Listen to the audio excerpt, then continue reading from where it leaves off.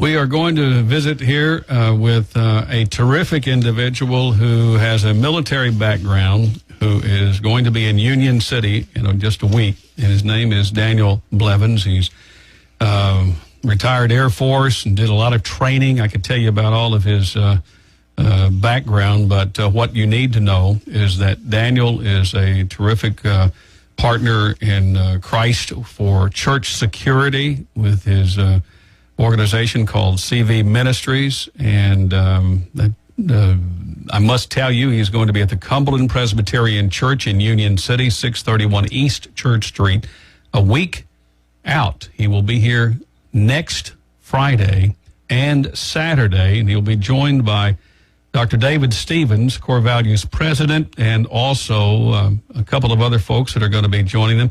And Daniel, it's great to have you on the radio here this morning to tell us about what you will be bringing to Union City, Tennessee this coming Friday and Saturday. Thanks for joining us here this morning. Oh, thank you so much for giving me the time. This is awesome. Tell me about church security seminar that you're doing, and why is this important to, say, a small community like Union City or here in Northwest Tennessee, Southwest Kentucky? Well, what we're doing is our seminar is a little bit different. We do more of a hands-on seminar.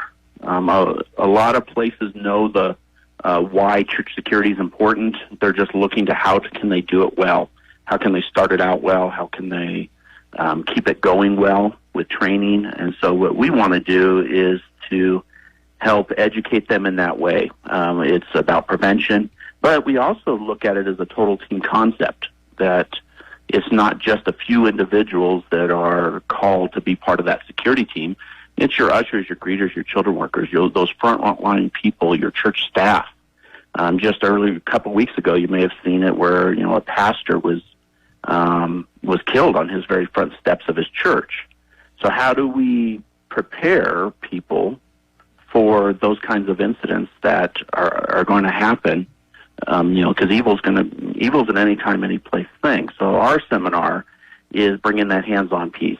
How do we provide church security, but yet keep it in such a way that the church is still there, open for the hurting and the broken?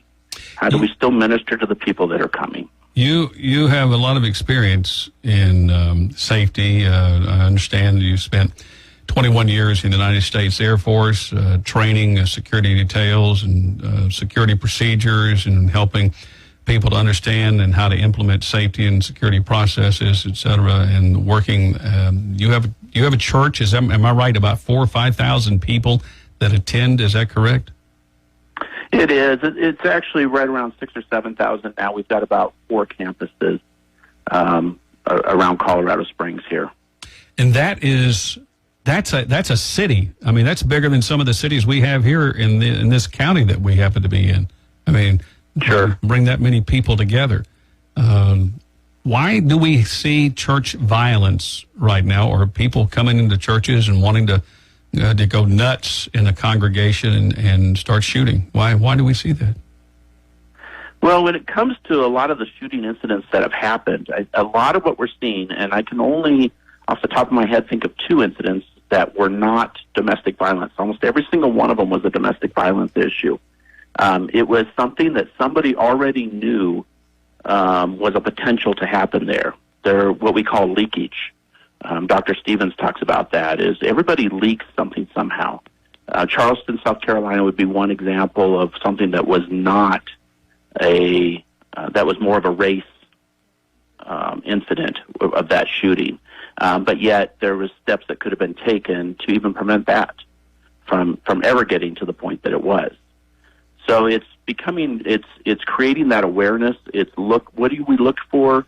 How do we trust, at our church, if there's a woman that feels like her life is in danger, if there's a domestic issue going on in her life, but she wants to attend church, she might have a restraining order against her husband. They know that it's a safe place for them to reveal that and know that it's not going to get out to everybody, but yet we're all aware now that we're going to protect her and her children. We're going to protect the church from something violent happening there. But most of your violent acts that happen in churches today, from a shooting standpoint, are domestic violence issues. And so it comes into that mental health piece of leakage that people are doing, but nobody wants to say anything. And now we've got to say something much more. What we used to joke about, somebody say, oh, they're just joking. We can't take it that way anymore. We have to take things seriously. I got a follow up. I mean, I can't imagine a small town such as, Union City, Martin, Dresden, where we live, having somebody to come into the door and want to stir up something here. It's actually, if you look at most of the church violence that happens, and I get emails every day about what's happening around the country, but almost every is in your smaller communities. And if you look at Sutherland Springs, Texas, look how small that community was and what happened there. Evil's in any time, any place. There is no rhyme or reason to it anymore. And just because we can say we have a small community, or we know everybody in the church, or whatever the case is in that instance, we don't know who's coming into our community and for what reason. And that's what happened in Sutherland Springs. So what are some of the defensive tactics or non-lethal responses that you will be able to share in this hands-on seminar that you're going to be presenting? So Friday night, a lot of what we're doing is the verbal de-escalation. It's conflict resolution, situational awareness, and then we build on that Friday night. We cover a lot of different topics. Saturday's the defensive tactics, to where we're teaching people how to take those de-escalation skills, but yet also the physical aspect, if they have to read the body language, to be able to remove somebody from their building, remove somebody from their auditorium that's causing an issue, as safe for them and the individual as possible. This hands-on piece, we've had 80-year-old women take it and just absolutely love it. And we just tell people, do what you can to the best of your ability. We're not expecting everybody to be proficient, but training is where we want to fail. We don't want to fail when something does happen at our church. Tell me more. So the defensive tactics, and then after the defensive tactics, which is the physical piece of it, then we move into scenarios.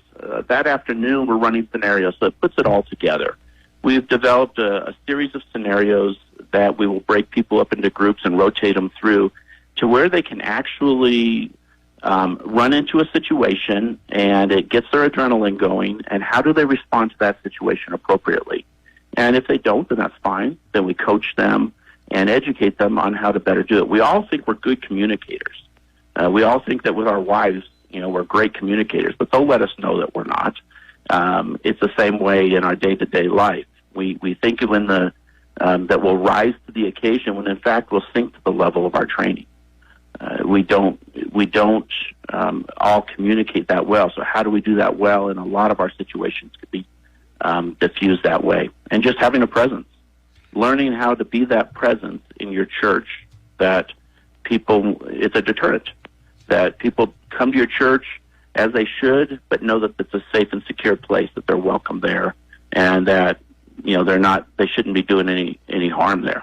I'm going to be very kind when I say this.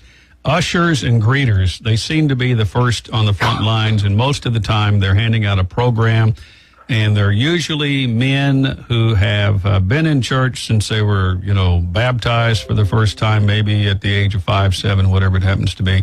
And they're old guys, and yet they're the ones that really are on the front line when somebody walks in the door of the church. But then you have church staff. You have the greeters, the ushers, the volunteers, and other people that need this kind of training. So in the event that something should escalate in an auditorium, or maybe in a Sunday school class, heaven forbid, or maybe in a closed conference where the pastor is by himself or with someone else or trying to counsel somebody, and maybe a family member busts in, and the next thing you know, you have escalation. So I will let you comment about that.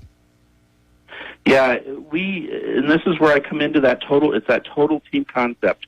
They are the frontline individuals. They are the ones that are greeting and welcoming them. What we want to do is help them to be able to recognize individuals or even know how to deal with situations until somebody that maybe is better equipped to handle it can get there to assist them so that they're just not caught off guard. Church security cannot just be a few individuals that are, like we tell people, we don't want people standing in the corner with their arms crossed looking like the Sanctified Secret Service. We want them out there greeting and welcoming people into the church, just like the ushers and greeters are, but they can't be everywhere. So your children's workers, your domestic issues within a children's department is a regular occurrence. And so it's one of our scenarios, a couple of our scenarios that we run is dealing along those lines. But that's why we encourage ushers, greeters, children's workers, staff, wedding coordinators. We've had anybody and everybody come. We've had local business owners send their employees even just on so that they are even more equipped within their businesses on how to better handle customers and situations that may arise, because we know workforce violence is equally an issue. Most weddings take place at a church. I never thought about that until you said, but then I recall there have been some uncomfortable cases of where the weddings went south or the reception went south or something kind of crazy happened, maybe even during the wedding. Yeah, I've been asked at my church even to come in on a couple times to provide security because of a family that has members that they don't want there, or that they know if they show up, it's going to be a bad situation. And this is just the situation that we're in.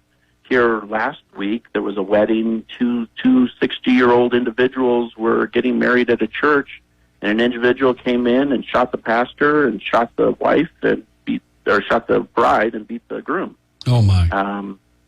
And you just don't know, what's going to happen and what everybody's relationship is with everybody. So equipping these, oftentimes women that are working with these families as wedding coordinators or as dealing with the memorials, is vital to their safety and security, as well as opening up those doors of communication so that so the family can say, yep, this is a situation we have and we're a little concerned about it. We're talking with Daniel Blevins. He's the National Director of Safety and Security with CV Ministries, and his main mission next Friday evening and Saturday is to make sure that church security teams and those in the congregation have an understanding about how the importance of security and safety for the congregation and for everyone that comes into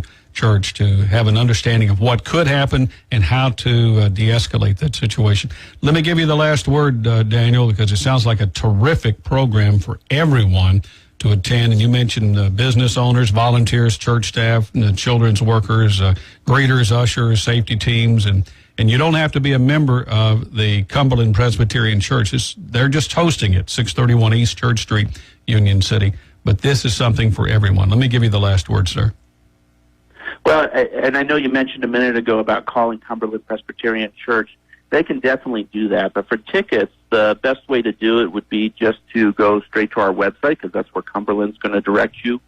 And it is www.cv-ministries.com. And there's an events page or an events tab and event schedule underneath that. And Cumberland will be right there at the top because it's the next one coming up on our schedule. That would be the easiest way. Every church listening, every church member should take this back to their church this Sunday and say, we need to get a $49 ticket and send somebody there from our church so that person can come back and tell us what they've learned, share with us some of the things we've never thought about, particularly those who have safety teams. But those who haven't even thought about having a safety team may wish to establish one after hearing from you, Daniel. And it sounds like you have been doing this for a long time and having your background in the United States Air Force. And thank you for your service. But being able Thank you, sir. I know you've trained a number of troops and throughout the United States and been in hundreds of churches and working with ministries and so forth. Let me just say thank you for your desire. And it's obviously you're a man of God who wants to make sure that people get it right the first time, and so you don't have to have an attempted do-over on something like this?